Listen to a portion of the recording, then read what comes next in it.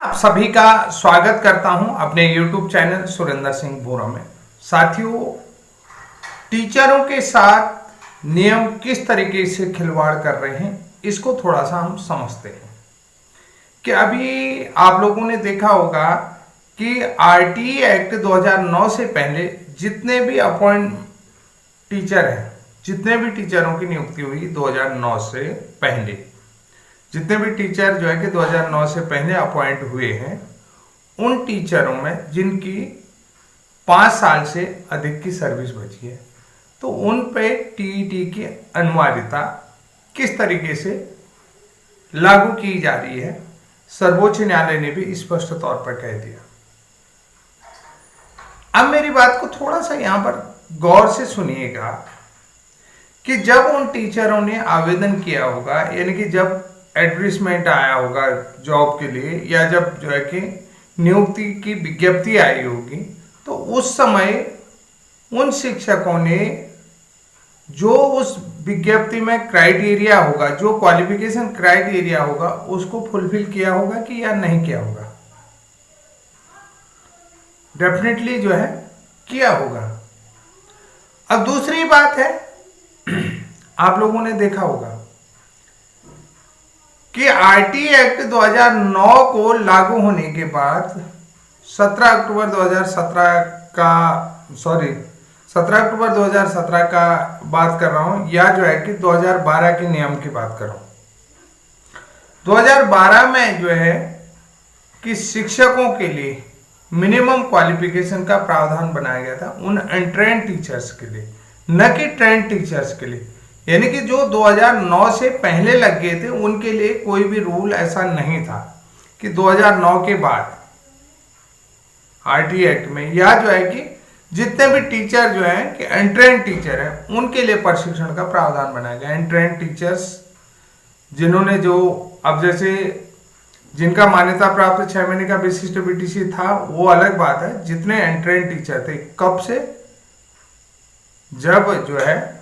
शिक्षा का अधिकार बना, शिक्षा का अधिकार यानी कि 2002 में बना। निःशुल्क एवं अनिवार्य बाल शिक्षा अधिकार अधिनियम 2009 में बना, मैं 2002 की बात कर रहा हूँ। एनसीएफ 2005 में बना, आप लोगों को पता है। तो भाई, जिन शिक्षकों ने विज्ञापन के समय, जब एडवर्टाइजमेंट आया, विज्ञापन आया, जब विज्ञप्ति आई, उस समय जब उन्होंने अपनी क्वालिफिकेशन क्राइटेरिया, जो भी क्वालिफिकेशन क्राइटेरिया उसको फुलफिल किया है, सुप्रीम कोर्ट भी अपने जजमेंट में ये कहता है, सुप्रीम कोर्ट ने जो जजमेंट दिए हैं उसमें कहा है कि विज्ञापन के अनुसार अगर कोई भी आवेदन करता है या अभ्यर्थी जो है कि विज्ञापन के नियमों को और शर्तों को फुलफिल करता है, तो उसमें नए नियम लागू नहीं किए जा सकते हैं, नए नियम लागू नहीं किए जा सकते, या भर्ती के बीच में नियम को बदला नहीं जा सकता है। ये है कि नहीं है? तो साथियों, जिस तरीके से टीचर्स के लिए एक परेशानी का विषय हो रहा है, इस विषय में चर्चा करने की आवश्यकता है, और इस विषय को माननीय सर्वोच्च न्यायालय ने भी समझने की जरूरत है। कि यानी कि हम ये चीज कह रहे हैं कि हर कोई व्यक्ति जो है कि किसी भी चीज में परफेक्ट नहीं होता है। मान लिया जाए कहीं पर जो है कि जजमेंट को लेकर के भी कई चीजें हो सकती हैं, कि यानी कि मान लिया जाए हम ही किसी में जो है कि सर्वज्ञानी नहीं हो सकते हैं, है कि नहीं? ऐसे हम टीचर्स के रूल उस समय क्या थे, अब क्या है, हम सीधा सीधा जो है कि नया प्रावधान देख रहे हैं, लेकिन पुराना प्रावधान को भी तो देखने की आवश्यकता है कि उस समय क्या नियम बनाए, और जो मिनिमम क्वालिफिकेशन का प्रावधान है वो किस तरीके से बना था, उसमें एक्सपर्ट कमेटी क्या थी।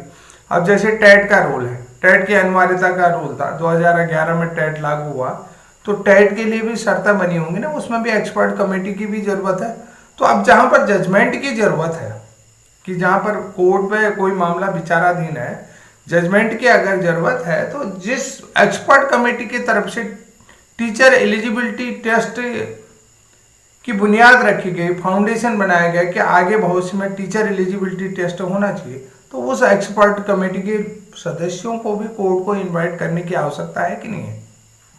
निश्चित रूप से जो है कि कोर्ट को इनवाइट करने की आवश्यकता होनी चाहिए कि भाई जिस एक्सपर्ट कमेटी ने ये डिसीजन लिया है जैसे कोई कमेटी बनती है, आपको कोई आयोग बनता है, कमीशन बनता है, जैसे आपने जो कि एजुकेशन में जो कि बहुत सारी पॉलिसियां बनती है, तो उसमें जो है कि आप लोगों ने देखा होगा ना, चाहे 86 की बात कर रहे हैं आप जो है कि, उसके बाद रिवाइज पॉलिसी जो है कि 92 की बात कर रहे हैं, और उसके बाद मुदालियर आयोग की बात कर रहे हैं। तो इस तरीके से बहुत सारी एजुकेशन में भी आयोग बने हुए हैं। तो इस तरीके से आप लोगों ने देखा होगा कि जैसे राधा कृष्ण आयोग बना, फिर उसके बाद मुदालियर आयोग आया, फिर उसके बाद जो है कि वो लक्ष्मण सिंह वाला आयोग आया, तो उसके बाद जो है कि रिवाइज एजुकेशन प्रोग्राम आया। तो ये बीच बीच में जो भी इसमें एक्सपर्ट कमेटियां थी, तो ऐसे ही जो है कि आरटी एक्ट में भी एक्सपर्ट कमेटी थी, टेट में भी एक्सपर्ट कमेटियां थी, जो उसमें जो है कि बड़े बड़े एजुकेशन सेक्रेटरीज को शामिल किया गया था। बोर्ड के हर बोर्ड के एजुकेशन सेक्रेटरी से बातचीतें हुई थी, और उसमें एमएचआरडी जो है कि एजुकेशन मिनिस्ट्री इन्वॉल्व थी, ठीक है, उसमें जो है कि एनसीटी इन्वॉल्व थी, और कई यूनिवर्सिटीज के एक्सपर्ट इन्वॉल्व थे। तो जब कहीं पर डिसीजन की बात आती है, तो डिसीजन की बात आती है, तो इन लोगों को भी जो है क्या होना चाहिए, पार्टी बना रखा है। जब कोई पिटीशन डाली जाती है कोर्ट में, चाहे वो जो है कि हाई कोर्ट में हो, सुप्रीम कोर्ट में हो, या जो है कि डिस्ट्रिक्ट कोर्ट में, पिटीशन है जब डाली है, तो इन लोगों की तरफ से उनको भी पार्टी बनाया जाता है। तो कोर्ट को जो है कि संबंधित जो भी पार्टीज हैं उनको समन जारी करके उनको बुलाना चाहिए, उनकी राय समझनी चाहिए, उसकी राय समझने के बाद जो है कि उन चीज़ों पर डिसीजन देना चाहिए कि भाई हाँ ये चीज़ें हैं। क्योंकि एक तरफ जो है कि बहुत सारी जगहों पर जो है कि सुप्रीम कोर्ट के भी डिसीजन है कि फिर हम जो है कि जो उस समय विज्ञप्ति के रूल है उसको आगे जो है कि उसको क्या एक्सटेंड नहीं किया जा सकता है, या जो है कि उसमें फेरबदल नहीं किया जा सकता है, या उसको इलेबोरेट नहीं किया जा सकता, उसमें बदलाव चेंजेस नहीं किए जा सकते। ये तमाम चीज़ें हैं। तो इसी तरीके से अब आपको मैं कई बार ये भी चीज़ कह रहा हूँ, ब्रिज कोर्स की बात कर रहा हूँ मैं, कि भाई ब्रिज कोर्स को लेकर के मिनिमम क्वालिफिकेशन का जब रूल बन गया है कि वो अंतिम और आखिरी बार 31 मार्च 2019 तक, 17 अक्टूबर 2017 से 31 मार्च 2019 तक, तो ये जो है कि एक मिनिमम क्वालिफिकेशन एक्ट बना है, इसको हम मिनिमम क्वालिफिकेशन एक्ट कहेंगे। तो इस मिनिमम क्वालिफिकेशन एक्ट में जितने भी लोग प्रशिक्षित हों, चाहे वो ट्रेंड हो, अनट्रेंड हो, चाहे वो गवर्नमेंट एम्प्लॉयज हो या प्राइवेट हो, या अदर जो है कि गवर्नमेंट सहायता प्राप्त हो, एडेड स्कूल हो, जो भी हैं उनके पास यानी कि प्राइमरी शिक्षक बनने की मिनिमम क्वालिफिकेशन है। तो इसके लिए देखिए एक्सपर्ट कमेटी को तो जो है कि कोर्ट चीज़ें बुला ही नहीं रही हैं, तो ये एक्सपर्ट कमेटी के पास भी ये चीज़ें जाएंगी बाद में, बहुत सारी चीज़ें कि एक्सपर्ट कमेटी,